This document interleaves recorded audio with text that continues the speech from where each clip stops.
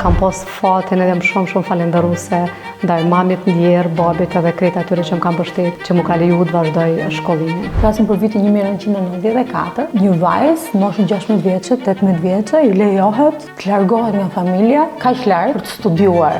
Ka qenë kjo normale në familjen tuaj? Ishte diçka ishte një tip revolucioni mbas edhe në rrethin familjar, diçka e panjohur?